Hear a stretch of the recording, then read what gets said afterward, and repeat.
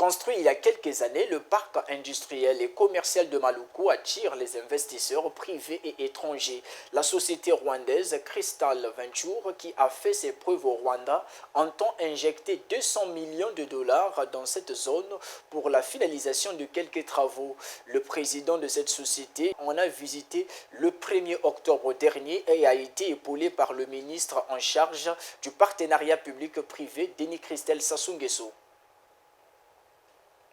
Dans la perspective de rendre l'économie congolaise plus robuste, sortir du tout pétrole, le gouvernement mise sur la diversification de cette dernière. Dans cette dynamique, le secteur industriel s'avère comme le fer de lance de ce processus. Au centre de la politique gouvernementale, ce secteur ne cesse d'attirer des investisseurs privés et étrangers. Le dernier en date, la société rwandaise Crystal Venture, qui entend investir dans la zone industrielle et commerciale de Maluku, avec un investissement direct de 100 millions de dollars lors de la première phase. En mission à Brazzaville, le chairman de cette société, Jacques Kayonga, accompagné de l'ambassadeur du Rwanda au Congo, conduit par le ministre en charge de la coopération internationale et du partenariat public-privé, a visité ce 1er octobre ce site pour s'imprégner des différents compartiments et des usines existantes. Cette énième visite prospective permet à cette société d'investir pour un premier temps dans la sécurisation du site, la réhabilitation et la mise en musique de certaines usines, assurer la connexion électrique et l'adduction du site en eau potable. Nous venons pour découvrir et apporter notre aide et à signer un partenariat avec la société.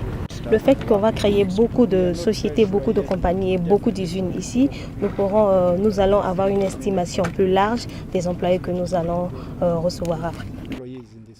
Pour Denis Christel Sassou Nguesso, cet investissement direct étranger est une bouffée d'oxygène pour l'économie congolaise. Cette initiative est d'autant plus à saluer que, à travers la matérialisation de cet acte, nous entrons dans une phase assez concrète à travers un investissement direct étranger.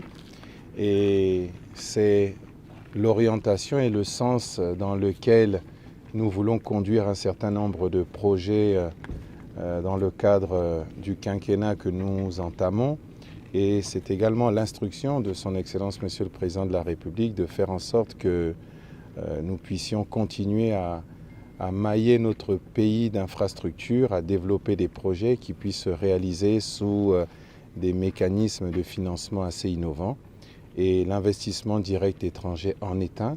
Et ça nous permet également d'éviter de continuer à déstructurer nos mécanismes macroéconomiques, ce qui fait en sorte qu'un tel investissement permet justement d'éviter d'accroître la dette extérieure et en cela nous commençons à rétablir donc les équilibres macroéconomiques. Le deuxième segment de l'investissement de Crystal Venture mettra le cap sur la construction d'un port sec, d'une cité ouvrière et d'un centre de formation. La zone industrielle et commerciale de Maluku loge une quinzaine d'usines. 3 d'entre elles sont opérationnelles et spécialisées dans le montage des tracteurs en carrelage et dans la fabrication de tuyaux en PVC et de tuiles galvanisées.